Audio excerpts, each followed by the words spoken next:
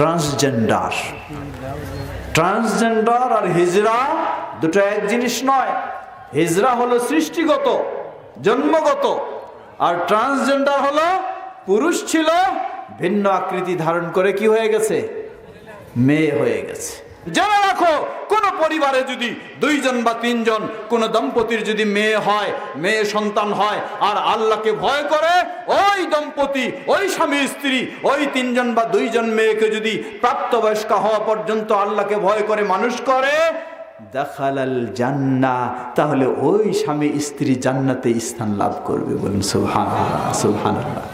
দুই বা তিনজন মেয়ে যদি হয় আপনার পরিবারে, আল্লাহকে ভয় করে যদি তাদেরকে মানুষ করেন, এর মানে কি?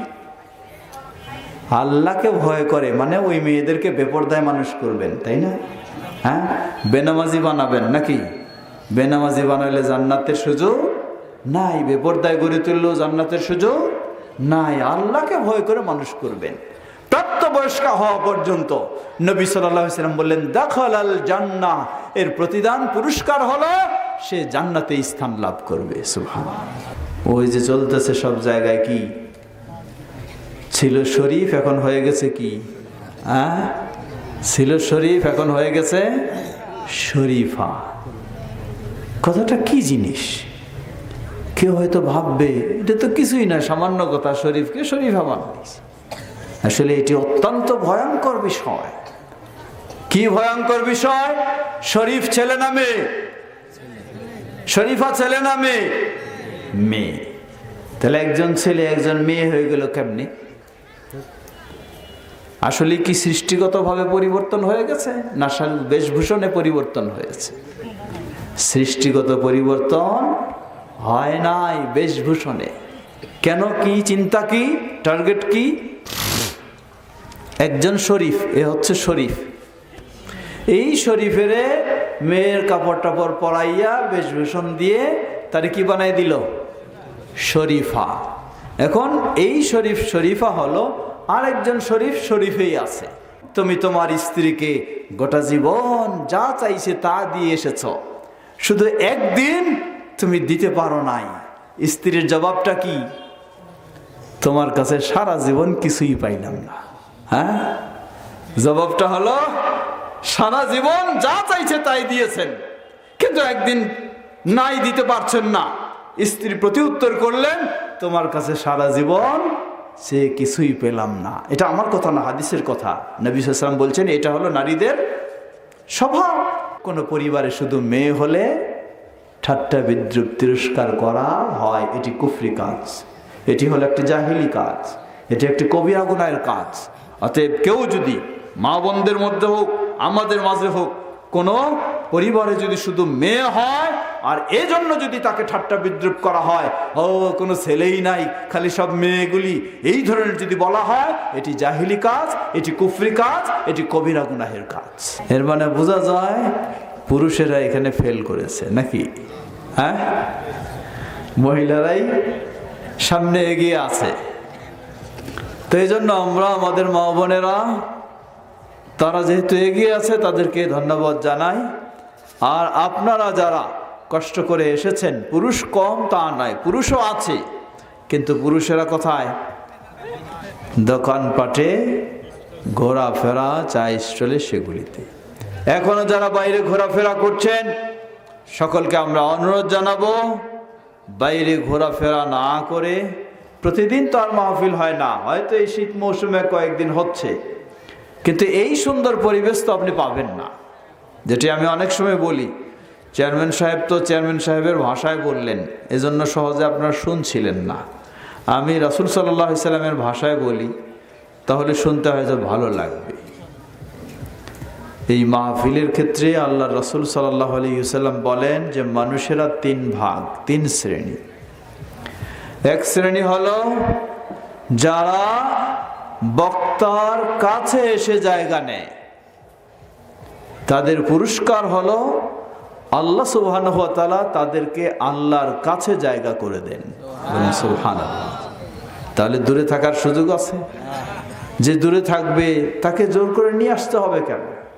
আপনি যদি আল্লাহর কাছে স্থান করে নিতে চান, তাহলে দূর থেকে হলেও আপনাকে এখানে আসার ব্যবস্থা নিতে হবে। সুতরাং দূরে বসা নয়, কাছে বসা। সব সময় সব মাহফিলে যেখানে যান আপনি, তবে হতে হবে মাহফিল কোরআন ও সহিহ হাদিসের আলোচনা, বেদাতি মাহফিল নয়।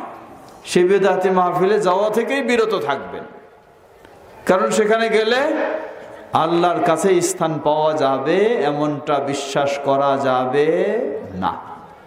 কারণ বেদাতে লিপ্ত হলে দুনিয়াতেও আল্লাহর কাছে স্থান নেই, আর আখিরাতেও নবী মুহাম্মদ সাল্লাল্লাহু আলাইহি ওয়াসাল্লাম তাদেরকে হাউজ থেকে, হাউজে কাউসার থেকে তাড়ায় দেবেন। বলুন নাউযুবিল্লাহ। দ্বিতীয় শ্রেণী, প্রথম শ্রেণী হলো যারা বক্তার কাছাকাছি বসবে, প্রতিদান হলো, পুরস্কার হলো আল্লাহ সুবহানাহু ওয়া তাআলা তাদেরকে আল্লাহর কাছে স্থান করে দেবেন। দ্বিতীয় শ্রেণী যারা কাছে আসবে না, ওই দূরে থাকতে চাইবে। আল্লাহ রাসূল সাল্লাল্লাহু আলাইহি ওয়াসাল্লাম বলেন যে আল্লাহ রাব্বুল আলামিনও তাদেরকে আল্লাহর থেকে দূরে স্থান করে দেবে, কাছে স্থান দেবেন না আল্লাহ। তৃতীয় শ্রেণী আরো সবচেয়ে হতভাগা, যারা এখানে মাহফিলে বক্তব্য চলছে, এরপরেও রাস্তাঘাটে যেদিক সেদিক ঘুরে বেড়ায়, এখানে আসতে চায় না।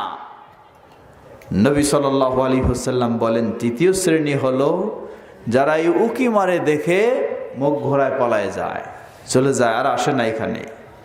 নবী সাল্লাল্লাহু আলাইহি ওয়াসাল্লাম বলেন যে আল্লাহ সুবহানাহু ওয়া তাআলাও তাদের থেকে মুখ ঘুরিয়ে নেবেন, তাদের দিকে আল্লাহই করবেন। এর চেয়ে হতভাগা আর কি হতে পারে? সুতরাং আমরা যেন প্রথম শ্রেণীর অন্তর্ভুক্ত হতে পারি। আল্লাহ আমাদেরকে কবুল করে নিন, বলুন আল্লাহুম্মা আমিন। প্রিয় ভাইরা আমার, শুধু কাছে আসলে হবে না, বিষয়গুলি মনোযোগ দিয়ে শুনতে হবে এবং নিজের জীবনে সাধ্য অনুযায়ী আমল করার চেষ্টা করতে হবে। আল্লাহ আমাদের সে তৌফিক দান করুন। আসুন আরেকটি বিষয়ে যাই। আজকে বেহালাবাড়ি আহলে হাদিস হাফেজিয়া মাদ্রাসা, এই মাদ্রাসার উদ্যোগেই হলো এই প্রোগ্রাম। এই মাদ্রাসার কত প্রয়োজন বলার অপেক্ষা রাখে না। পৃথিবীর বুকে সবচেয়ে শ্রেষ্ঠ জ্ঞান কোথায় রয়েছে? যারা বলেন কোথায়? কোরআনে। সেই কোরআন হেফজ করার এই মাদ্রাসা। পৃথিবীর বুকে বহু ধর্মগ্রন্থ রয়েছে, কিন্তু গোটা বিশ্বে কোরআনকে যেভাবে হেফজ করার প্রতিযোগিতা, এটাই হলো কোরআনের শ্রেষ্ঠ মুজিজা, যে পৃথিবীতে এমন কোন ধর্মগ্রন্থ নাই যেটাকে হেফজ করার প্রতিযোগিতা করা হয়। বলুন সুবহানাল্লাহ। ছোট্ট বাচ্চা কথাও বলতে পারে না, বিভিন্ন তার এই যোগ্যতা নেই, কিন্তু দেখবেন যে আলহামদুলিল্লাহ সে কোরআন কি করেছে? হেফজ করে ফেলেছে। আর যে ব্যক্তি এই কোরআন হেফজ করবে, আশা করা যায় সে যদি তার পড়ালেখা চালু রাখে, তাহলে সে একজন ভালো শিক্ষিত এবং আদর্শ মানুষ হতে পারবে ইনশাআল্লাহ। কিয়ামতের কঠিন বিভীষিকাময় দিনে আল্লাহ সুবহানাহু ওয়া তাআলা আপনার সামনে কোরআন উপস্থিত করবেন। মনে রাখবেন, কিয়ামতের কঠিন দিনে আল্লাহ রাব্বুল আলামিন আপনার সামনে এই কোরআন উপস্থিত করবেন। উপস্থিত করে কি বলবেন? আল্লাহ বলবেন, বলা হবে ইকরা ওয়ারতাকি কামা ওয়ারাত্তিল কামা কুনতা তুরাত্তিল ফিদ দুনিয়া। কোরআন আপনার সামনে দেওয়া হবে, দিয়ে বলা হবে তুমি কোরআন পড়ো আর উপরে তোমার সম্মানের স্থান নির্ধারণ করে নাও। বলুন সুবহানাল্লাহ। কতটুক? যত আয়াত পর্যন্ত আপনি পড়তে পারবেন, তত আপনার মর্যাদার আসন আপনার জন্য নির্ধারণ হবে। সুবহানাল্লাহ। তবে মনে রাখবেন, দুনিয়ার জীবনে যদি কোরআন না পড়েন, কোরআন না শিখেন, কিয়ামতের দিন কোরআন পড়া সম্ভব হবে না। এজন্য ওই হাদিসে কি বলা হয়েছে, ওয়ারাত্তিল কামা কুনতা তুরাত্তিল ফিদ দুনিয়া, এই কিয়ামতের মাঠে তুমি সুন্দরভাবে কোরআন পড়ো। কেমন? যেমনই ভাবে তুমি দুনিয়ার বুকে তুমি সুন্দরভাবে কোরআন পড়তে। সুবহানাল্লাহ। অনেক বড় ব্যক্তি হতে পারে, সম্পদের পাহাড় হতে পারে, সর্বোচ্চ ক্ষমতা থাকতে পারে, অনেক ডিগ্রি অর্জন করতে পারে, কিন্তু যদি সে কোরআন দুনিয়ার বুকে পড়তে না পারে, কিয়ামতের দিন তার মুখ দিয়ে কোরআন বের হতে পারে না। সুতরাং আমাদের সকলকেই চেষ্টা করতে হবে, কোরআন আমাদেরকে শিখতেই হবে। চেষ্টা করবো তো ইনশাআল্লাহ। শুধু এই হাফেজি মাদ্রাসার ছাত্ররা কোরআন পড়বে, আমরা পড়বো না, তাহলে কিন্তু কিয়ামতের দিন ওই মর্যাদা পাবো না। অন্য আরেক হাদিসে আল্লাহ রাসূল সাল্লাল্লাহু আলাইহি ওয়াসাল্লাম বলেন, ইন্নাল কুরআনা ওয়াস সিয়াম ইয়াশফিআনি লিল আবদি ইয়াউমাল কিয়ামা, এই কোরআন এবং সিয়াম কিয়ামতের কঠিন বিভীষিকাময় দিনে আপনি যখন সুপারিশ খুঁজে বেড়াবেন, কে সুপারিশ করবে? আল্লাহ রাসূল সাল্লাল্লাহু আলাইহি ওয়াসাল্লাম বলেন, কিয়ামতের ওই কঠিন দিনে এই বান্দার জন্য এই কোরআন এবং সিয়াম সুপারিশ করবে। বলেন সুবহানাল্লাহ। কি সুপারিশ করবে? দুনিয়ার জীবনে যদি কোরআন আপনি না পড়েন, তাহলে কিয়ামতের দিন কোরআন আপনার মুক্তির জন্য সুপারিশ করবে? হ্যাঁ, করবে নাকি? না।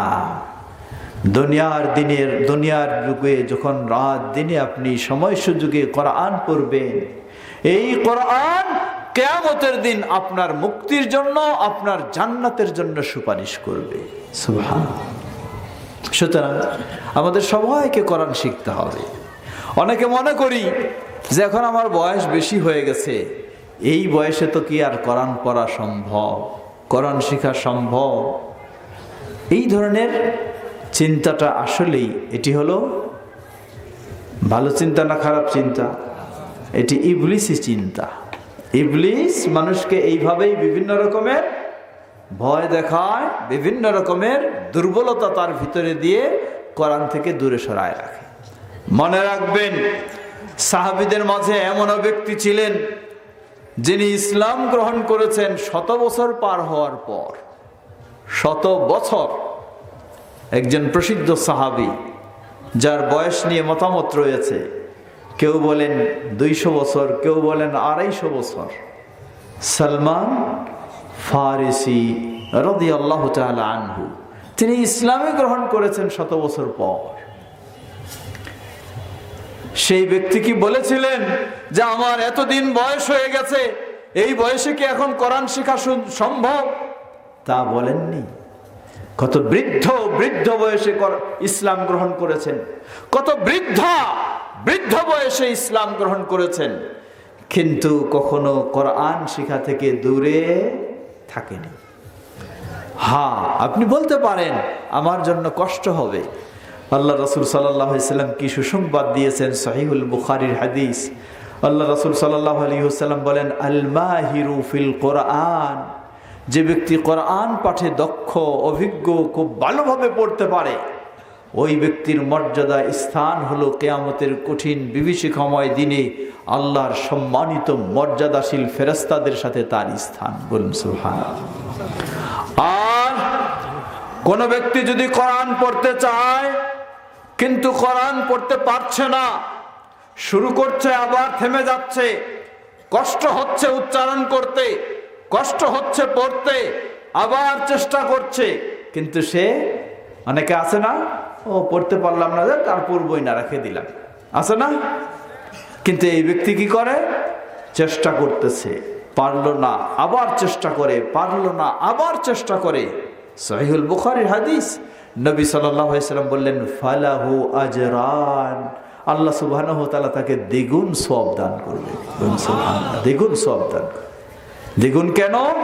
এক হলো সে কোরআন মাজিদ পড়তেছে, দ্বিতীয় পারতেছে না তবু সে চেষ্টা করছে, ছেড়ে দেয় নাই।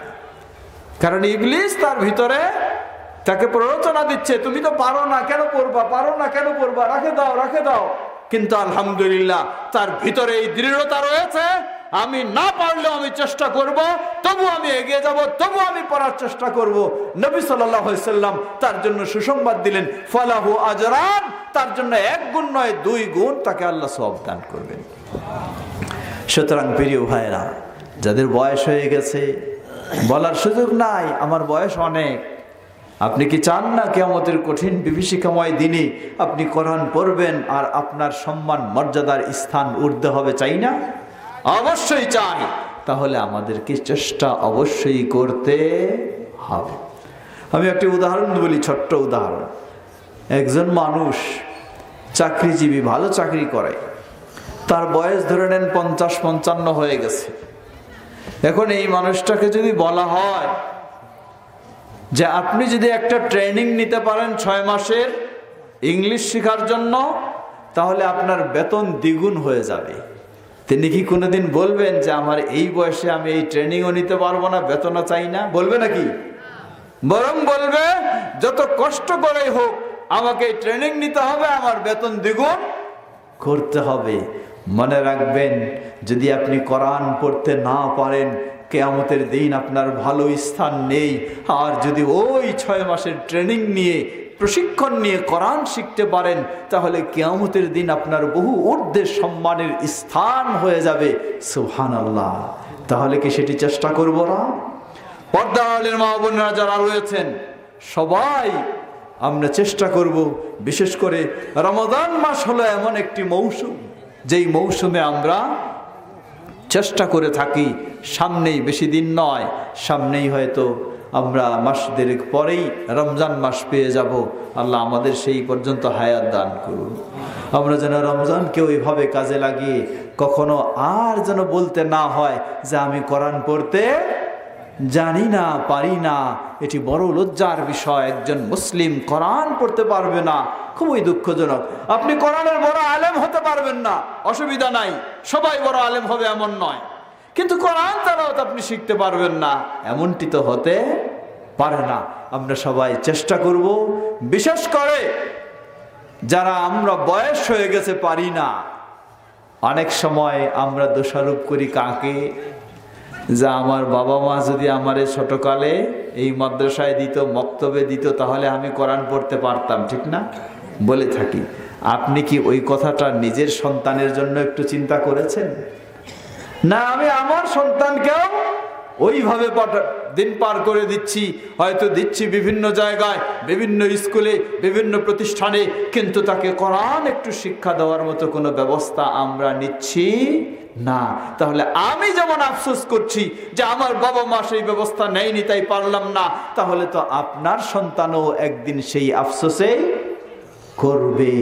সুতরাং প্রতিটি অভিভাবকের দায়িত্ব আমাদের এই মাদ্রাসাগুলির বিশেষ গুরুত্ব দিয়ে আমাদের সন্তানদেরকে, বেশি দরকার নেই, আপনার সন্তান হেফজ কমপ্লিট করতে পারবে না, অসুবিধা নাই, হেফজ করতেই হবে, এটি ফরজ নয়, কিন্তু কোরআন কমপক্ষে পাঠ করাটা হলো সবার জন্য ফরজ, এটুকু শিখতে হবে। বিশেষ করে বর্তমান দিনে দিনে ইসলাম শিক্ষার পরিবেশ তো কমে যাচ্ছে না বেড়ে যাচ্ছে? কমে যাচ্ছে। ওই যে চলতেছে সব জায়গায়, কি ছিল শরীফ এখন হয়ে গেছে কি? ছিল শরীফ এখন হয়ে গেছে শরীফা। কথাটা কি জিনিস? কেউ হয়তো ভাববে এটা তো কিছুই না, সামান্য কথা, শরীফকে শরীফা বানাইস। আসলে এটি অত্যন্ত ভয়ঙ্কর বিষয়। কি ভয়ঙ্কর বিষয়? শরীফ ছেলে না মেয়ে? শরীফা ছেলে না মেয়ে? মেয়ে। তাহলে একজন ছেলে একজন মেয়ে হয়ে গেল কেমনি? আসলে কি সৃষ্টিগতভাবে পরিবর্তন হয়ে গেছে, না বেশভূষণে পরিবর্তন হয়েছে? সৃষ্টিগত পরিবর্তন হয় নাই, বেশভূষণে। কেন? কি চিন্তা, কি টার্গেট, কি? একজন শরীফ, এ হচ্ছে শরীফ, এই শরীফের মেয়ের কাপড় টাপড় পরাইয়া বেশভূষণ দিয়ে তারে কি বানাই দিল? শরীফা। এখন এই শরীফ শরীফা হলো, আর একজন শরীফ শরীফেই আছে। দুইজনের বিয়ে হলো, ও হলো পুরুষ, এ হলো কি মেয়ে শরীফা। তো দুইজনের বিয়ে হলো, এখন পুরুষ আর মেয়ের তো বিয়েই হবে। আসলে কি শরীফা না সেও শরীফ? কি সেও শরীফ না? তাহলে কি দাঁড়ালো? কারে কারে বিয়ে হলো? পুরুষে পুরুষে বিয়ে হলো। এটার নাম কি? সমকামিতা। ভয়ঙ্কর চিন্তা, কত জঘন্য ষড়যন্ত্র এই মুসলিম সমাজকে ওই পাশ্চাত্যের নোংরা ভ্রষ্ট চিন্তা ও কুফরি মতবাদে বিশ্বাস করানোর পরিকল্পনাটাই হলো শরীফ থেকে শরীফা। এত সহজ নয়, এটি অত্যন্ত ভয়ঙ্কর বিষয়। আল্লাহ সুবহানাহু ওয়া তাআলা কোরআনুল কারীমে অনেকবার এই ঘটনা তুলে ধরেছেন। একজন নবী ছিলেন, নাম হলো লূত আলাইহিস সালাম। যেই কওম জাতির কাছে তিনি প্রেরিত হয়েছিলেন, সেই লূত আলাইহিস সালামের ওই জাতি, তাদের এই নোংরা স্বভাব ছিল, সমকামিতায় তারা বিশ্বাসী এবং সেটি তাদের স্বভাব ও চর্চা ছিল। আল্লাহ সুবহানাহু ওয়া তাআলা লূত আলাইহিস সালামকে নির্দেশ দিলেন তাদেরকে বোঝানোর, তাদেরকে দাওয়াত দেওয়ানোর। তিনি সাধ্যপক্ষে দাওয়াত দিলেন, বুঝালেন, কিন্তু তারা লূত আলাইহিস সালামের কথা মেনে নিল না। লূত আলাইহিস সালাম আল্লাহর কাছে আবেদন করলেন, হে আল্লাহ, আমার সাধ্যপক্ষে আমি দাওয়াত দিলাম, কিন্তু তারা আমার কেউ দাওয়াত গ্রহণ করছে না। আল্লাহ সুবহানাহু ওয়া তাআলা নির্দেশ দিলেন, হে লূত, তুমি তোমার যারা অনুসারী ঈমানদার তাদেরকে নিয়ে তুমি নিরাপদ জায়গায় বের হয়ে যাও। জিবরিলকে নির্দেশ দিলেন, ওই সমকামী লোকেরা যেই জায়গায় বসবাস করত, সেই জায়গা মানুষদেরকে নিচ থেকে তুলে একদম জমিনকে উল্টায় দিয়ে সবাইকে মাটির নিচে দাবায় দিলেন। নাউযুবিল্লাহ। কি ভয়ঙ্কর ঐতিহাসিক শাস্তি! আজকে যদি বাংলার জমিনে আমাদের সেই নতুন প্রজন্ম ওই শরীফ শরীফার চিন্তা নিয়ে তারাও সেই সমকামিতে লিপ্ত হয়, তাহলে এই জমিনকে, এই দেশকেও আল্লাহ সুবহানাহু ওয়া তাআলা গজবে পরিণত করে দিতে পারেন না? অবশ্যই পারে। সুতরাং আমাদেরকে সচেতন হতে হবে, সতর্ক হতে হবে। বলা হচ্ছে কি, ট্রান্সজেন্ডার। ট্রান্সজেন্ডার আর হিজরা দুটো এক জিনিস নয়। হিজরা হলো সৃষ্টিগত, জন্মগত, আর ট্রান্সজেন্ডার হলো পুরুষ ছিল, ভিন্ন আকৃতি ধারণ করে কি হয়ে গেছে? মেয়ে হয়ে গেছে। আসলে সে মেয়ে নয়। এদের ক্ষেত্রে ইসলাম কি বলে? এক হলো, এদের চিন্তা হলো সমকামী। এই সমকামিতার নোংরা স্বভাবটাকে সমাজে প্রতিষ্ঠিত করা। আল্লাহ সুবহানাহু ওয়া তাআলার গজব এদের কারণে নেমে আসতে পারে। মনে রাখবেন, আল্লাহর গজব আসলে ওই লোকগুলিকে বাছাই করেই শুধু শাস্তি হবে না, সবারই হবে, সবারই হবে। আপনি ভালো বলেও বাঁচতে পারবেন না, আপনাকেও সেই শাস্তি ভোগ করতে হবে। সুতরাং আমাদের দায়িত্ব হলো সাধ্যপক্ষে এসব কিছুর প্রতিবাদ করা। এজন্যই আমাদের প্রয়োজন এই সব মাদ্রাসাগুলি, যেই মাদ্রাসাগুলিতে এই সঠিক শিক্ষা পেয়ে একজন ছোট্ট বাচ্চা, আপনার সে বেশি নয় 2-1 বছরও যদি এখানে পড়ে, আশা করা যায় ওই বাচ্চার ভিতরে সেই ঈমানি চেতনা আসবে, ওই বাচ্চার ভিতরে সেই আত্মবোধ তৈরি হবে, ওই বাচ্চার ভিতরে সেই ইসলামী মূল্যবোধ তৈরি হবে। এরপর আপনি তাকে ডাক্তার বানাবেন, ইঞ্জিনিয়ার বানাবেন, অসুবিধা নেই, কারণ সে হবে মুসলিম ডাক্তার। কোনোদিন সে সমকামিতাকে মেনে নিতে পারে না। আল্লাহ রাসূল সাল্লাল্লাহু আলাইহি ওয়াসাল্লাম এই জাতির প্রতি লানত বর্ষণ করেছেন। সহিহুল বুখারীর হাদিস, আব্দুল্লাহ ইবনে মাসউদ রাদিয়াল্লাহু আনহু বলেন, লানা রাসূলুল্লাহ সাল্লাল্লাহু আলাইহি ওয়াসাল্লাম আল মুতাশাব্বিহিনা মিনার রিজালি বিন নিসা। রাসূল সাল্লাল্লাহু আলাইহি ওয়াসাল্লাম ওই সব পুরুষদের প্রতি অভিশাপ দিয়েছেন, লানত বর্ষণ করেছেন। কোন পুরুষ? যেই পুরুষ নারীর বেশ ধারণ করে, মানে যেই শরীফ কি হয়ে যায়? শরীফা হয়ে যায়, তার প্রতি লানত, তার প্রতি অভিশাপ। আমাদের সমাজে কি নাই? কি নাই? আমাদের সমাজে দেখবেন যুবকেরা, মেয়ের হাতে আর চুড়ি নাই, ব্রেসলেট নাই, চুড়ি ব্রেসলেট কার হাতে চলে আসছে? ওই আপনার সমাজেও দেখবেন যুবক আছে, ওই যুবক ওই ভণ্ড শরীফা তৈরি হয়ে গেছে আগেই। এই শিক্ষা চালু হওয়ার আগেই সে শরীফা তৈরি হয়েছে। কারণ এই ব্রেসলেট, এই চুড়ি, এটি একজন মেয়ের ভূষণ, একজন মেয়ের অলংকার, এটি পুরুষের জন্য নয়। মেয়ের গায়ের চেন, গলার চেন কার কাছে? যুবকের গলায় চলে গেছে। ওই যুবকের যদি আপনি বাবা হন, ওই যুবকের যদি আপনি মা হন, তাহলে আপনার ভয় থাকা উচিত আপনার ঘরে তো ওই ব্যক্তি যেই ব্যক্তির প্রতি আল্লাহর লানত। আপনার ঘরে ওই সন্তান যেই সন্তানের প্রতি রাসূল সাল্লাল্লাহু আলাইহি সাল্লাম 1400 বছর পূর্বে লানত বর্ষণ করে গেছে। সুতরাং আপনার ঘরেও কখনো রহমতের আশা করা যায় না, সেটি হলো লানতের ঘর। কারণ ওই ঘরে ওই সন্তান বসবাস করছে যেই সন্তান ওই শরীফার বেশ ধারণ করে বসে আছে। ঠিক একই ওয়ালানা রাসূলুল্লাহ সাল্লাল্লাহু আলাইহি ওয়াসাল্লাম আল মুতাশাব্বিহাতি মিনান নিসা বিররিজাল, ওই সব নারীদের প্রতি আল্লাহর রাসূলের লানত, অভিশাপ। কোন নারী? যেই নারী পুরুষের বেশ ধারণ করে। নারী বটে সৃষ্টিগতভাবে, কিন্তু সে বেশ ধারণ করে পুরুষের প্যান্ট, পুরুষের শার্ট, পুরুষের গেঞ্জি, পুরুষের পোশাক পরে মনে হয় দেখবেন যে সে কি নারী না পুরুষ? পুরুষ হয়ে গেছে সে। এমনকি চুল এটাও কেটে ফেলেছে। ওই মেয়ে যদি আপনার ঘরে থাকে, আপনার ঘর লানতের ঘর, আপনার ঘর অভিশপ্ত ঘর। পর্দার আড়ালের মা ও বোনেরা, সকলকে অনুরোধ জানাবো, আমরা মুসলিম, আমরা ইসলামে বিশ্বাসী, আমরা জান্নাতে বিশ্বাসী, আমরা জান্নাত পেতে চাই, আমরা জাহান্নাম থেকে বাঁচতে চাই। তাহলে আমাদের অপরিহার্য দায়িত্ব আমরাও জান্নাতের পথে চলবো। আমাদের নতুন প্রজন্ম, ছেলে মেয়ে সন্তান, তাদেরকেও জান্নাতের পথে নিয়ে যাওয়ার চেষ্টা করব। আল্লাহ আমাদের সকলকে সে তৌফিক দান করুন, বলুন আল্লাহুম্মা আমিন। প্রিয় ভাইরা আমার, সুতরাং শিক্ষার নামে কুশিক্ষা, শিক্ষার নামে অপশিক্ষা, এসব কিছু থেকে বাঁচার একটি পথ, সেটি হলো আমাদের সন্তানদেরকে সাধ্য অনুযায়ী ইসলাম শিক্ষা দেওয়ার ব্যবস্থা নিতে হবে। আমি একটি ছোট্ট বিষয় স্মরণ করে দেই। অনেক সময় আমরা বলি যে আমার ছেলে বা মেয়েকে যেই স্কুলে বা যেই প্রতিষ্ঠানে পাঠালাম সেখানে তো ইসলাম শিক্ষার কোনো ব্যবস্থা নাই, সুতরাং আমার পক্ষে আর ছেলে মেয়েকে ইসলাম শিক্ষা দেওয়ার সুযোগ নাই। আমি মনে করি এই কথা আপনি বললেন বাস্তব ঠিক রয়েছে, কিন্তু এই কথা দিয়েই আপনি আল্লাহর কাছে মুক্তি পাবেন না। বরং আপনার মতো অভিভাবক আপনিও ভিন্ন কিছু ব্যবস্থা করে থাকেন।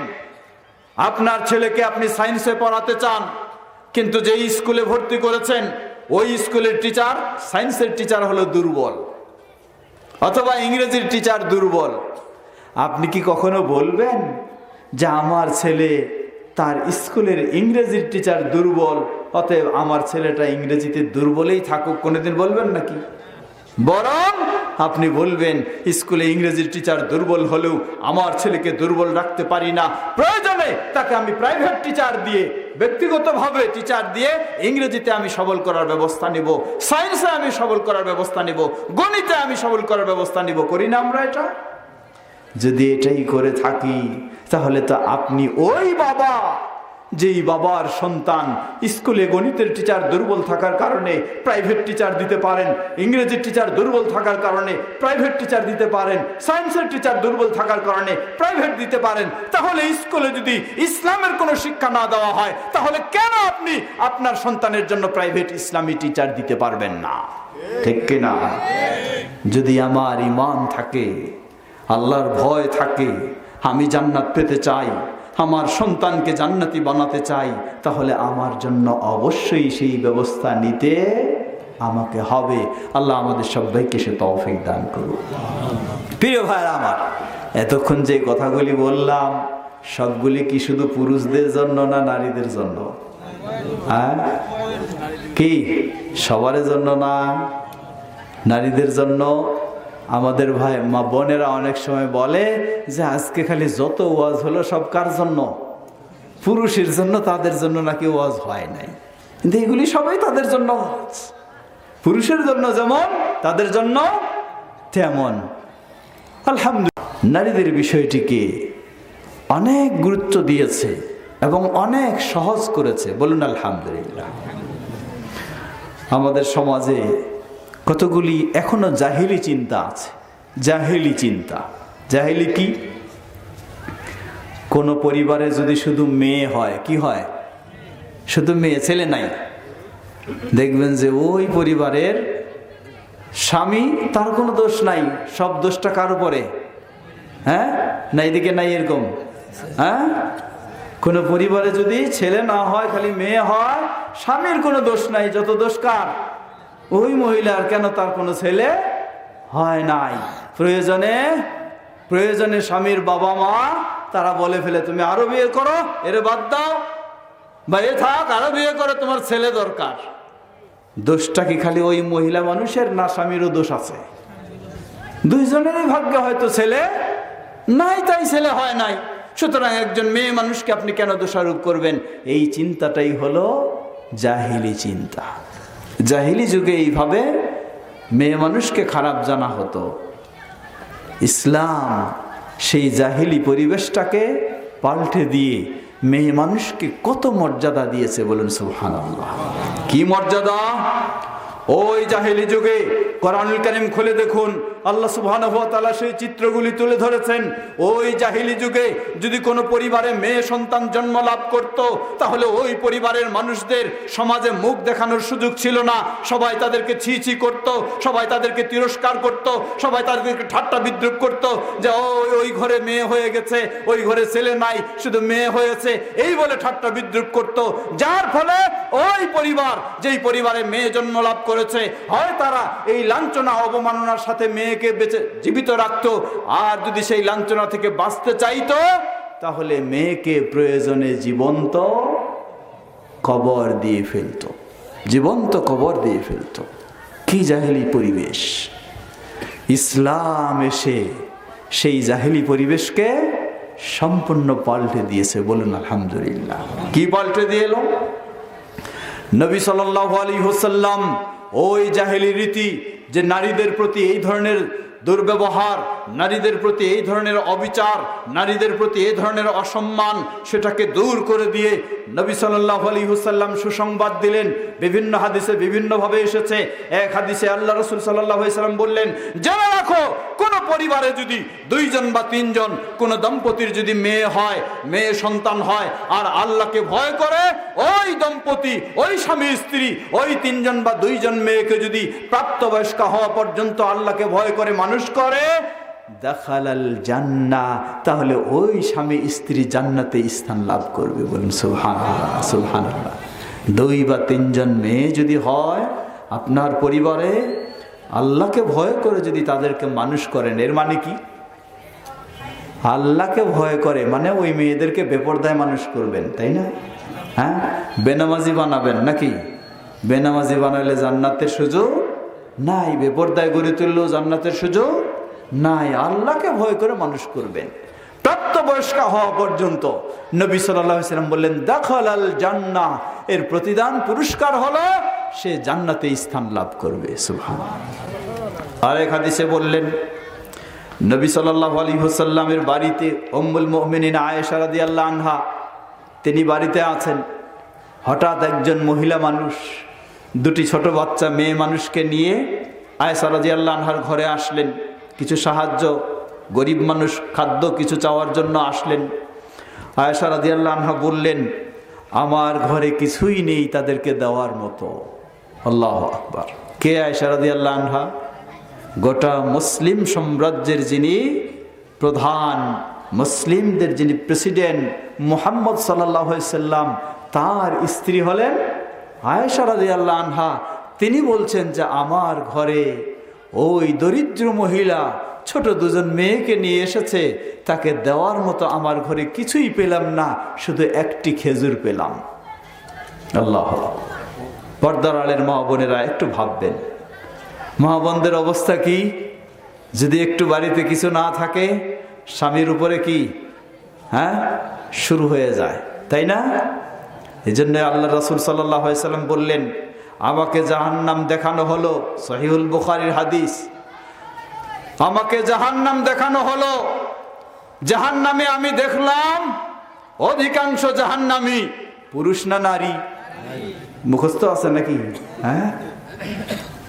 এর মানে মনে করেন না পুরুষেরা জাহান্নামে যাবে না, এটা না, খালি নারীরাই যাবে তা না। নবী সাল্লাল্লাহু আলাইহি ওয়াসাল্লাম বললেন, জাহান্নাম দেখানো হলো, দেখলাম জাহান্নামীদের অধিকাংশই হলো নারী। একজন মহিলা সাহাবী প্রশ্ন করে বসলেন, হে আল্লাহ রাসূল সাল্লাল্লাহু আলাইহি ওয়াসাল্লাম, কি অপরাধ, মেয়েদের কি অপরাধ, কেন তারা অধিকাংশই জাহান্নামী? নবী সাল্লাল্লাহু আলাইহি ওয়াসাল্লাম জবাব দিলেন, ইয়াকফুরনা, ইয়াকফুরনা, নারীরা বেশিরভাগই অকৃতজ্ঞ। ইয়াকফুরনা শব্দের শাব্দিক সাধারণ অর্থ হলো কুফরি করে, কুফরি করে। আবার স্পষ্ট হওয়ার জন্য জিজ্ঞাসা করলেন, আয়াকফুরনা বিল্লাহ, মেয়েরা অধিকাংশ জাহান্নামে, তারা কুফরি করে। কুফরি বলতে কি তারা আল্লাহতে অবিশ্বাস করে, আল্লাহর সাথে কুফরি করে? বললেন না, ওয়ালাকিন ইয়াকফুরনা বিল আশির, তারা তাদের স্বামীর সাথে কুফরি করে। কি কুফরি? স্বামীর প্রতি অকৃতজ্ঞ, স্বামীর প্রতি অকৃতজ্ঞ। কেমনে অকৃতজ্ঞ সেই উদাহরণ দিয়ে দিলেন। নবী সাল্লাল্লাহু আলাইহি ওয়াসাল্লাম বললেন, দেখো তুমি তোমার স্ত্রীকে গোটা জীবন যা চাইছে তা দিয়ে এসেছ, শুধু একদিন তুমি দিতে পারো নাই। স্ত্রীর জবাবটা কি? তোমার কাছে সারা জীবন কিছুই পাইলাম না। জবাবটা হলো সারা জীবন যা চাইছে তাই দিয়েছেন, কিন্তু একদিন নাই দিতে পারছেন না। স্ত্রী প্রতি উত্তর করলেন, তোমার কাছে সারা জীবন সে কিছুই পেলাম না। এটা আমার কথা না, হাদিসের কথা। নবী সাল্লাল্লাহু আলাইহি ওয়াসাল্লাম বলছেন, এটা হলো নারীদের স্বভাব।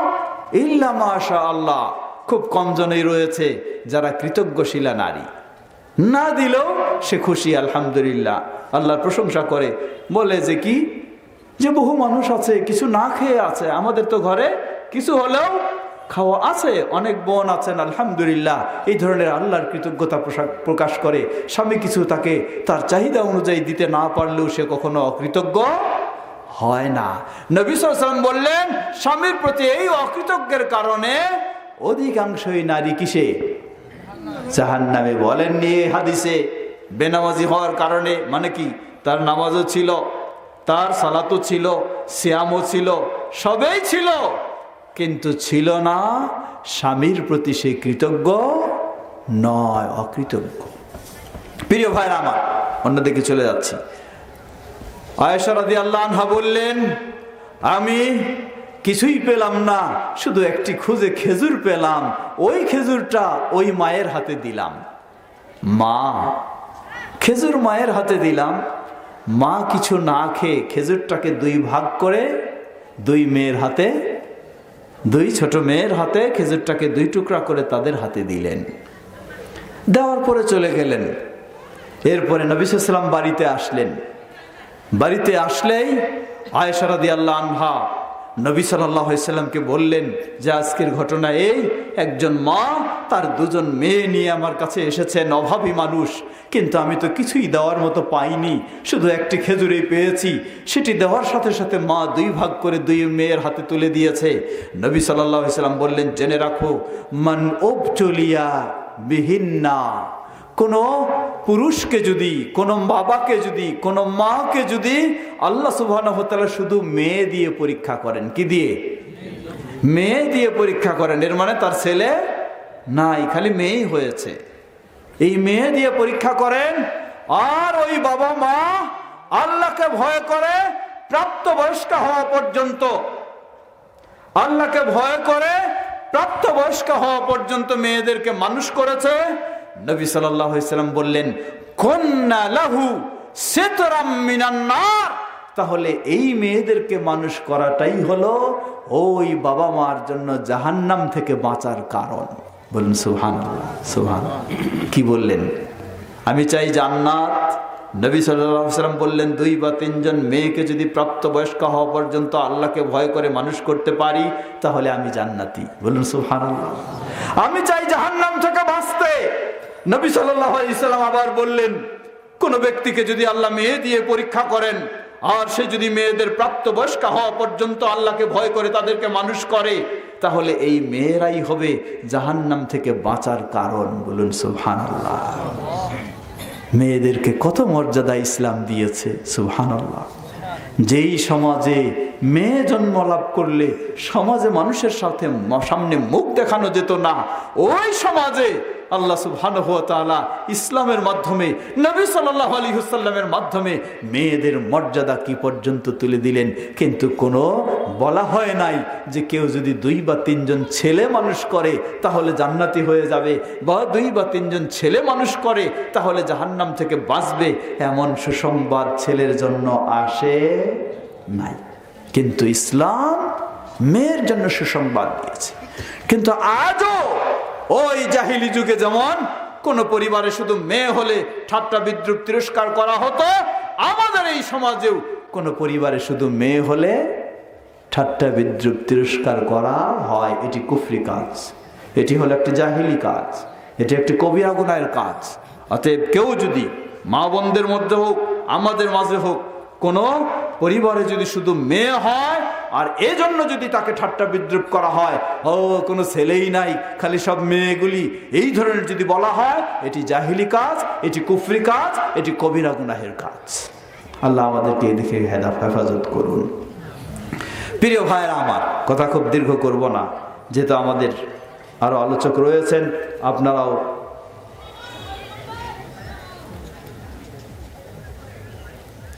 আমাকে একটি সংবাদ একটি বিষয় জানানো হলো, মাদ্রাসার পাকা ভবন নির্মাণ করা দরকার, কালেকশন আশানুরূপ হয়নি, কর্তৃপক্ষ আপনার মাধ্যমে সিমেন্ট কালেকশন করতে ইচ্ছুক। আমি তো কালেকশন পারি না, আমাদের সভাপতি সাহেব আলহামদুলিল্লাহ অনেক পারে। তবে আমি সবাইকে অনুরোধ জানাবো, আল্লাহ রাসূল সাল্লাল্লাহু আলাইহি ওয়াসাল্লাম বলেন, ইযা মাতাল ইনসান ইনকাতা আনহু আমালুহু ইল্লা মিন সালাসা। আমরা বেঁচে আছি, সালাত আদায় করলে সওয়াব পাই না? পাই কি না? যাকাত দিলে সওয়াব পাই না? সিয়াম রাখলে সওয়াব পাই না? পাই। কিন্তু যেদিন মারা যাব, এই বডিটা থেকে রূহ বের হয়ে যাবে, সালাতের সওয়াব পাবো? সালাতও শেষ, সওয়াবও শেষ। যাকাত শেষ, সওয়াব শেষ। সিয়াম শেষ, সওয়াব শেষ। তেলাওয়াত শেষ, সওয়াব শেষ। কিন্তু আল্লাহ রাসূল সাল্লাল্লাহু আলাইহি ওয়াসাল্লাম বলেন, 3টি পথ এমন, 3টি কাজ এমন, যে মানুষটা তার জীবদ্দশায় এই 3টি কাজ করে গেলে যখন সে মৃত্যুবরণ করবে, মরার পরেও কবরে এই 3টি কাজের সে সওয়াব কবরে বসে পেতে থাকবে। বলুন সুবহানাল্লাহ। কবরে বসে পেতে থাকবে। কি সেই 3টি? তার মাঝে একটি হলো সাদাকাতুন জারিয়া। আমার জীবদ্দশায় কোন চলমান সদকা করে গেছি, যেই সদকার ক্রিয়াটা আমার মৃত্যুর পরেও বহাল থাকবে, তাহলে আমি কবরে বসে এর সওয়াবটা পেতে থাকবো। বলুন সুবহানাল্লাহ। কি সেটা? এই যে আবেদন এসেছে, মাদ্রাসার পাকা ভবন নির্মাণ করা দরকার। আপনি যদি বেশি নয়, আপনার সামর্থ্য 1 ব্যাগ আপনি সিমেন্ট দিলেন, 1 ব্যাগ, ওই সিমেন্টটাও সেটা দিয়ে যদি ওই ভবন নির্মাণ হয়, আপনি দুনিয়া থেকে বিদায় নিয়ে চলে গেছেন, ভবনটা এখনো আছে, সেখানে কোরআন শিক্ষা হচ্ছে, মাদ্রাসা চলছে, যতদিন থাকবে আপনি কবরে বসে ততদিন এর সওয়াব পেতে থাকবেন। বলুন সুবহানাল্লাহ। তাহলে কি ভবনটা নির্মাণ আমাদের দায়িত্ব না? হ্যাঁ, এই যে আমাদের শুরু হয়ে গেছে, মাদ্রাসার সভাপতি আলহাজ নিয়ামত আলী সাহেব 5 বস্তা। কই সভাপতি সাহেব? আছেন? পিছনে আছেন? পিছন থেকে 5 বস্তা দিলে সামনে থেকে কয় বস্তা লাগবে? হ্যাঁ, হ্যাঁ, তাহলে একটু বাড়ানো দরকার না, যদি সামর্থ্য থাকে। হ্যাঁ, 10টা। আলহামদুলিল্লাহ বলেন, আলহামদুলিল্লাহ। 5টা 10টা হয়ে গেছে। আল্লাহ বরকত দান করুন। আল্লাহ বলুন আল্লাহুম্মা আমিন। কাজী মোহাম্মদ ফেরদাউস তার মৃত বাবার পক্ষ থেকে 5 বস্তা। তাহলে এটাও কি 5ই থাকবে? হ্যাঁ, এটাও তো 5 থাকে না। মাশাআল্লাহ, সম্মতি দিয়ে দিয়েছেন, এটাও 10 হয়ে গেছে। বলুন আলহামদুলিল্লাহ। আমার ডানে বামে তো আরো অনেকজন আছেন নাকি? হ্যাঁ, ডানে বামে কাছেও আছে, সামনেও আছে। এখন দেখি তো আজকে কতটুকু পাওয়া যায় সিমেন্ট। কে আছেন আর 5 বস্তা এই ধরনের? একটু বলেন, বলে ফেলেন বিসমিল্লাহ করে। আপনি দেবেন, মাশাআল্লাহ। ওনার নাম লেখেন, আমাদের ভাই 5 বস্তা। আর কে এই ধরনের? এদিকে। হ্যাঁ, আমাদের ভাই মনোয়ার হোসেন 5 বস্তা। আর কে আছেন? নাম লেখেন আপনারা। আর কে আছেন এদিকে? চেয়ারম্যান সাহেবেরটা তো বরাদ্দ আছে, এটা পাবেন ইনশাআল্লাহ। চেয়ারম্যান সাহেবের 10 বস্তা নয়, আরো বেশি ইনশাআল্লাহ পাবেন, ঠিক না? ইনশাআল্লাহ এটা পাবেন, ওটা আছে। আর কে আছেন এদিকে? একটু নগদ আমরা নিতে চাই অন্যদের। মাশাআল্লাহ, ওনার 5 বস্তা। 5 বস্তা ঠিক আছে না আরো লাগবে? হ্যাঁ, চেয়ারম্যান সাহেব বলছেন আরো লাগবে, এদিকে বলছেন আরো লাগবে। এটা তো 10-এর লাইন। হ্যাঁ, এটা 10-এর লাইন। কি বলেন? বিসমিল্লাহ। এখন 5টা, আর কাজ শুরু করলে 5টা ইনশাআল্লাহ। হ্যাঁ, কাজ শুরু করলে হয়তো শুরু 6 মাস পরেও হইতে পারে ইনশাআল্লাহ। ওইভাবে নোট রেখে রাখেন। আর কে আছেন বলেন বিসমিল্লাহ। আমাদের শেখ চলে আসছেন। হ্যাঁ, এখানে 5টা। আরেকজন। হ্যাঁ, আর কে আছেন? একটু তাড়াতাড়ি বিসমিল্লাহ। যে কাজ আমি কোনোদিন পারি না, কিন্তু আপনারা এমন ভাবে বললেন। কে আছেন? শামসুল হক। শামসুল হক ভাই, তিনি 5টা। আর কে? একটু বলেন বিসমিল্লাহ। এটা সদকা জারিয়া সবচেয়ে। আরেক ভাই দাঁড়িয়েছেন, মোহাম্মদ আবু আলী। মোহাম্মদ আবু আলী, মাশাআল্লাহ। 5 না 10? 1 হাত না 2 হাত? 1 হাত। আচ্ছা, 5। আবু আলী। আমরা অনেক সময় বলি আপনি অবশ্যই মাদ্রাসায় সহযোগিতা দেবেন, কিন্তু কোন মাদ্রাসা? ওই মাদ্রাসা যেই মাদ্রাসায় বেদাত এবং শিরকি চর্চা হয় না, ওই মাদ্রাসায়। আমাদের এটি হলো সেই মাদ্রাসা। আমরা আশা করব এখানে বেদাত এবং শিরকের চর্চা নেই, সুন্নাহ ও তাওহীদের চর্চা রয়েছে। হাজী শামসুজ্জামান 5 বস্তা। আমাদের আলহাজ শামসুজ্জামান সাহেব 5 বস্তা। আর কে আছেন? লেখেন। আর কে আছেন? কত হলো কাজী সাহেব? এখানে 20। 5 5 10 10 20 এখানে। আর ওখানে কত? আনিসুর রহমান 5 বস্তা। আমাদের আরেক ভাই আনিসুর রহমান, তিনি 5 বস্তা। এই তো মাশাআল্লাহ, এই মাদ্রাসার কোষাধ্যক্ষ। এই মাদ্রাসার কোষাধ্যক্ষ 5 বস্তায়। কি ক্যাশ বেশি নাই? হ্যাঁ, 5 বস্তায় না আর বাড়বে? বলেন কোথায় আছেন? বাড়বে না? সেক্রেটারি সাহেব বলতেছেন বাড়বে না, সভাপতি সাহেব বলতেছেন? হ্যাঁ, উনি কোথায়? ওদিকে আছেন। আচ্ছা, আপাতত লেখেন 5, আরো 5 দিবেন পরে ইনশাআল্লাহ। আর কে আছেন বলেন বিসমিল্লাহ। শেষ করবো। হ্যাঁ, রাজি হয়েছে? মাশাআল্লাহ, যে হাত থেকে তুলেছেন, আলহামদুলিল্লাহ, আল্লাহ কবুল করুন। আর কে আছেন এখানে? এদিকে তো অনেকজন দেখতেছি, বলেন যত পারেন। সামনে থেকে তো খুব কম দেখছি, এই সাইডে দেখি নাই।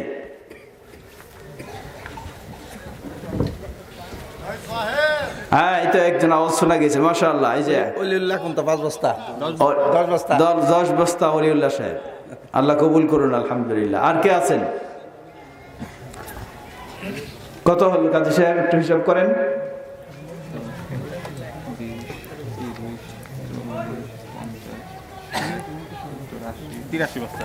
83 বস্তা হয়েছে, বেশি বাকি নাই। আর মাত্র 117টা বাকি আছে। 200 বস্তা তো লাগবে শুরু করতে হলে, তাহলে 117টা বাকি আছে মাত্র। এখন 3টা করে দেন, এবার 3টা করে দেন তো দেখি কে কে আছেন। 5-এর নিচে নামছে। হ্যাঁ, 5টা 17টা। মাশাআল্লাহ, আমিনুল ইসলাম। হ্যাঁ, মাশাআল্লাহ, আলহামদুলিল্লাহ। এই ধরনের মুজাহিদ ভিতরে বসে আছে। 17টা মানে 100 পূর্ণ হইল, আর 100 বাকি আছে। এখন 3 করে যাই আমরা, এর মধ্যে কেউ বের হইতে পারেন আরো। হ্যাঁ, রিয়াজুল ইসলাম মা বোনদের মাঝে যারা আছেন আপনারাও জানাবেন কে আছে। রিয়াজুল ইসলাম 3 বস্তা। রিয়াজুল ইসলাম 3 বস্তা লেখেন, এক ভাই পাইছি আমরা। 2 বস্তা। মোহাম্মদ আলী 2 বস্তা। আর ওই যে ওখানে এক ভাই, কয়টা? 3টা। নরলাহি নুরুল্লাহি 3টা। নরলাহি 3টা। হ্যাঁ, 5টা না 3টা? আচ্ছা 3টা। আর 3টা এখানে কে আছেন বলেন বিসমিল্লাহ করে। তারপরে কি নাম হলো শেষে? এখানে এক ভাই 2টা বলছেন, নেন 2টা নেন। মোহাম্মদ দুলাল হোসেন 2টা। দুলাল হোসেন ভাই 2টা। আর ওইদিকে কে বলছেন? কয়টা?